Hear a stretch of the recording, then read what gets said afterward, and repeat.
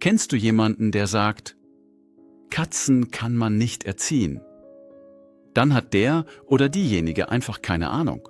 Katzen sind schlau, aber sie lernen anders als Hunde. Strafen bringen nichts, Schreien erst recht nicht. Damit zerstörst du nur das Vertrauen. Der Trick ist, gutes Verhalten sofort belohnen. Springt sie nicht auf den Tisch?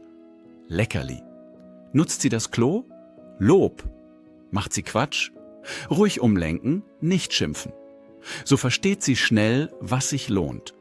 Du brauchst nur Geduld und Konsequenz. Schick das jemandem, der mit seiner Katze völlig überfordert ist.